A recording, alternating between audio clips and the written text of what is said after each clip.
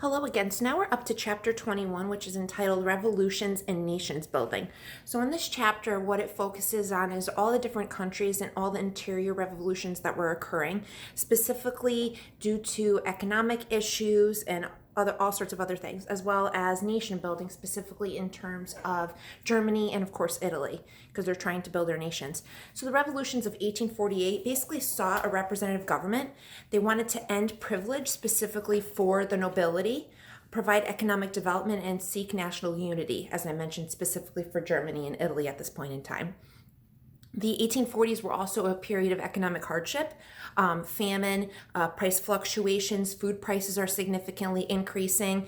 There were bread riots that broke out within France and a couple of other countries as well. And there was also an industrial slowdown, which basically meant that at this point in time, they weren't focused on industry, manufacturing, and those types of things. That usually has its benefits, usually during wartime. You can kind of see like an industrial increase of production. But at this point in time, since there's internal revolutions going on, basically it's a slowdown, which means that there's not going to be enough jobs, which means that that's going to cause issues with regards to getting food and also economic equality as well. So let's talk about France. So the French Revolution of 1848. So there was already rebellions going on, specifically in the cities of Paris and Lyon against the government. And we kind of talked about that in the previous couple chapters. So the government at the time of the monarchy was kind of already faced with a lot of economic hardships due to increase in tariffs and taxes, specifically against the common people. So laborers were considered a threat to order because they were the ones that were responsible for a lot of these internal rebellions and revolts. For example, the book talks about the June Days revolts and revolutions that were occurring in France at the point in time. In terms of Germany, so Germany is another country that we'll focus on. So Germany in 1848 is not the same Germany that we know. It's still very segregated, still split up by provinces. So a unified Germany at this point in time didn't exist, unfortunately. Prussia wanted to be the leading province in Germany. They were the largest province at that point in time, and they had a really good monarch leading it. So they wanted to be the leader of this whole entire unification process. We did have an assembly that was created in Germany that had about 800 delegates. These delegates were from all the different provinces within the region.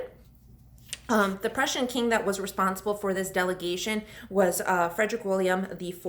So he was the one that was responsible for bringing it together, trying to get all the provinces together to, potentially form unity is what they wanted. And he thought that national unification was necessary for political stability because they were so segregated. That was the only way to get them to be on the same page.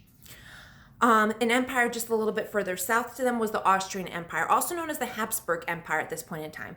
And the Habsburg Empire was actually a melting pot. It was a melting pot of different types of backgrounds, different ethnicities. You had Germans that were residing there, Czechs, Magyars, which were from early Hungary, Poles, Slovaks. You had some Serbs as well as Italians. The leader of the Habsburg Austrian Empire was Charles V. He was the ruler at that point in time. So as you can see, each empire had its own leader, despite the fact that they were so separated and wasn't a true Germany that we know. Another empire was also known as the Austria-Hungarian Empire, and in 1848 it was also dealing with its own issues as well. Some of it were a little bit more beneficial than others. So once again, very similarly to the Prussians, they also had their own delegation known as the Hungarian Diet. So they were responsible for drafting their own constitution and also passing legal rights as well for people.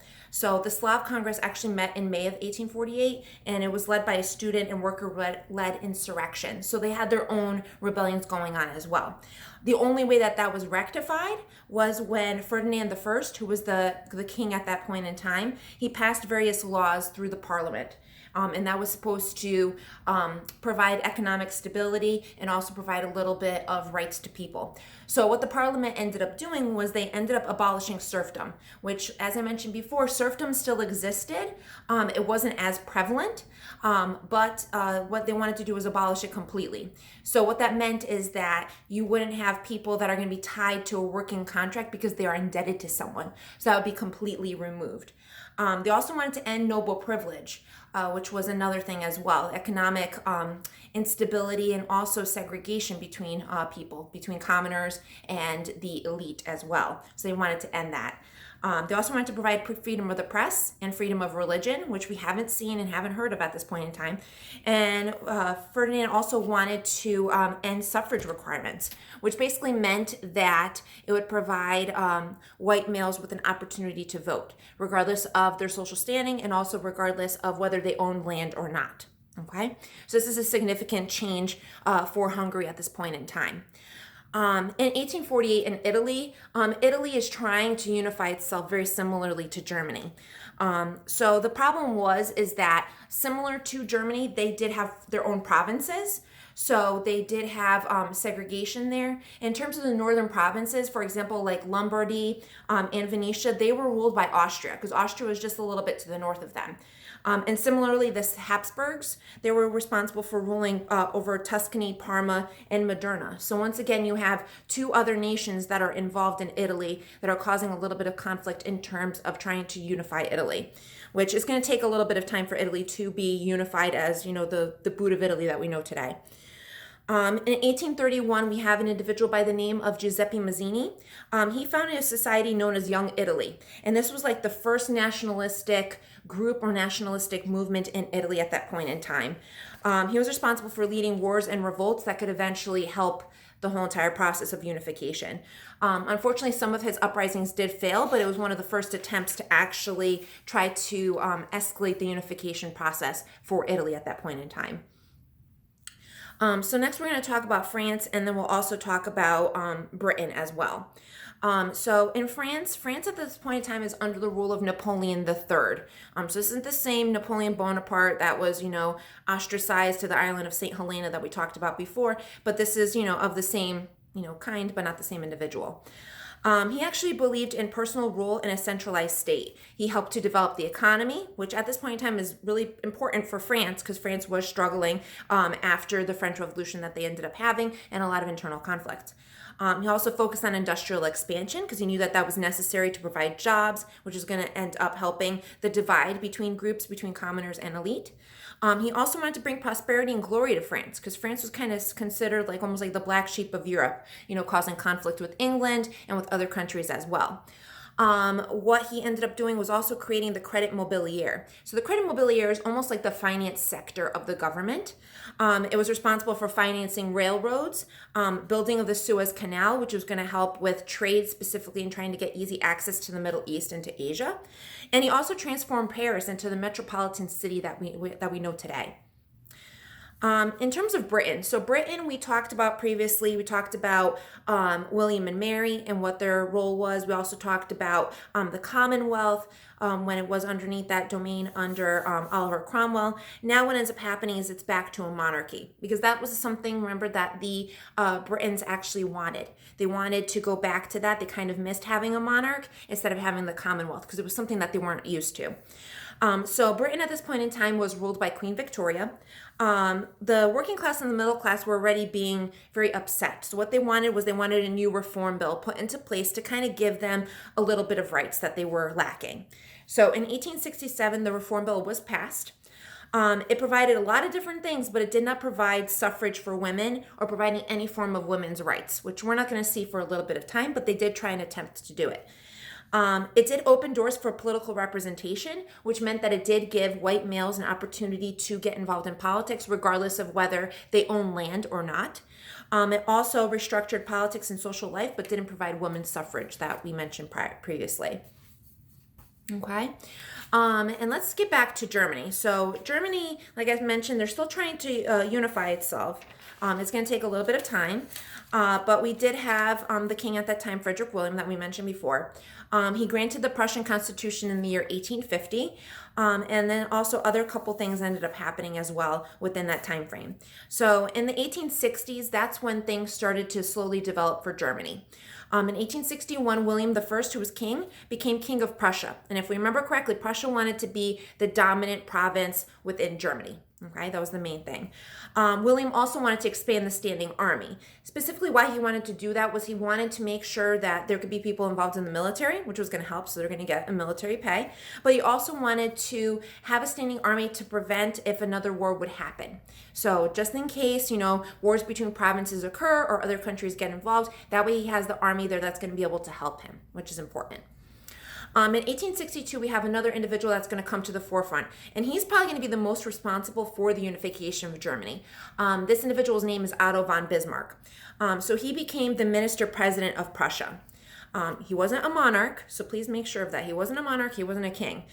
He was not a nationalist at first. So he didn't want Germany to become this nationalistic, country at first. That's going to change as time goes on. He was a Prussian. He was supported by Prussia. He identified as being a Prussian. And he also helped to dissolve parliament, because he knew that if he needed to rectify things, they need to start from scratch. So the only reason to do that was to dissolve parliament. He wanted to also join Prussia and Austria together, which would form later the Prussia-Austrian Empire. And basically the only way that they could do that is through war. So he's going to start a couple of wars. One of the wars that he's going to do is through Denmark. And then he's also going to start the Franco-Prussian War of 1870 to 1871. And he basically thought that that would arouse nationalism because, of course, he's going to have the support of the Prussians. He's going to have support of the Austrians against France, but he's also going to want the southern states of Germany, the provinces, specifically Bavaria, Württemberg, and other southern states, to get inspired by this nationalistic movement so that they could easily join the fold and join Prussia. That was his hope.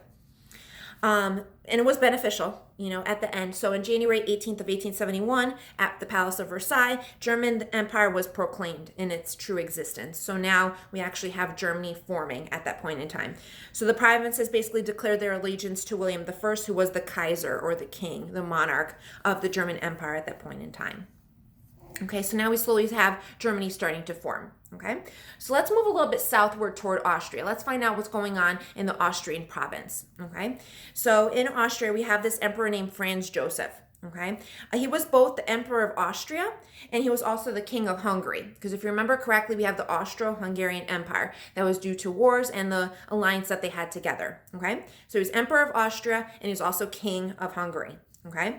He basically wanted to focus on expansion. They wanted to make his empire a little bit bigger. So he focused on the Ausgleich, also known as the settlement, kind of moving in.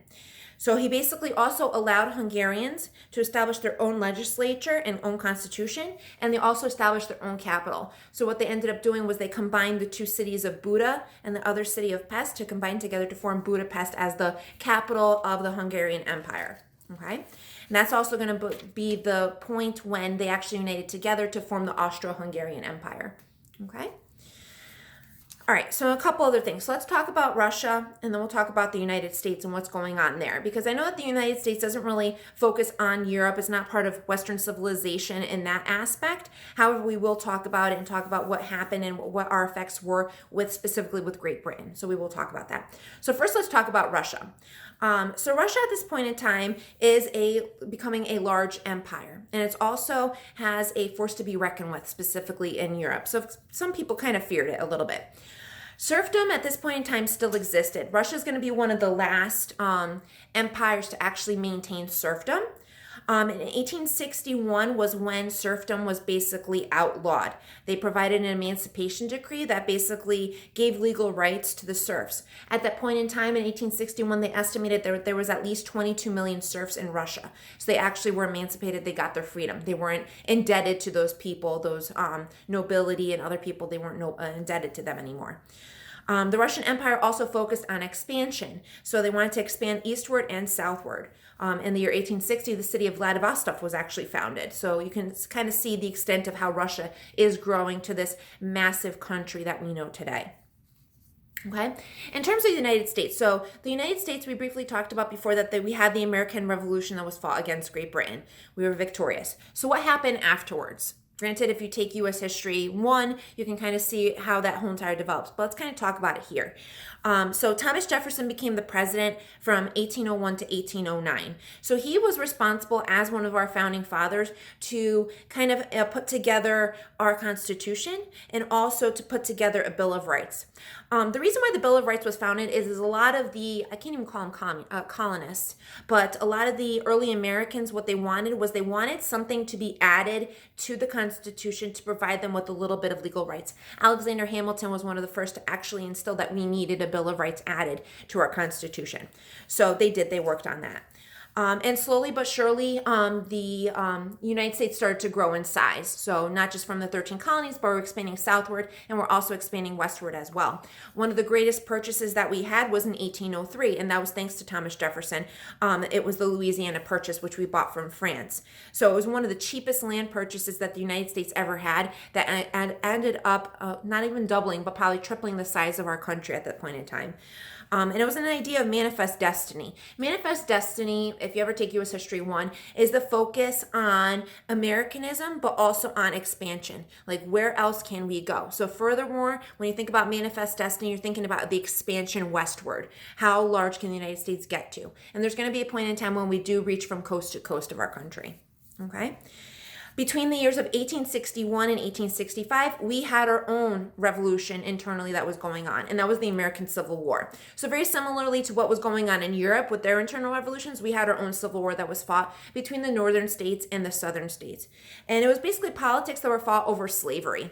Since they already knew that slavery was basically outlawed in Europe at this point in time, countries are starting to outlaw serfdom. So why not the American states? Why don't they start to outlaw slavery and return everything back to normal?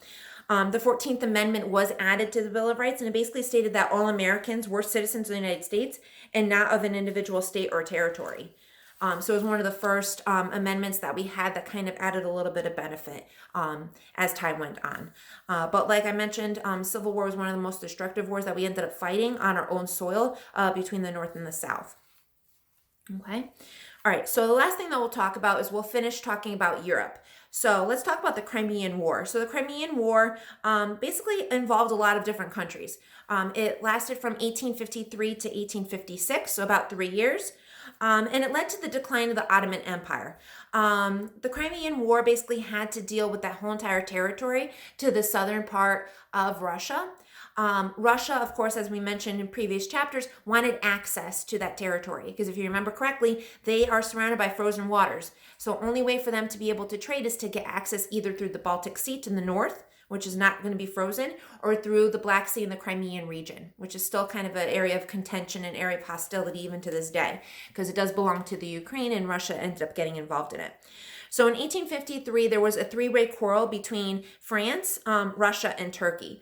It was not only just a nationalistic type of quarrel, but it was also religious in nature. Because France, of course, was a Catholic nation at this point in time. Russia, of course, is Eastern Orthodox. And then Turkey was a melting pot of different religions, specifically Islam. And it also was home to Eastern Orthodoxy as well. So France and Great Britain ended up declaring a war on Russia in March of 1854. So it's basically fought on nationalistic lines between these different countries over territory.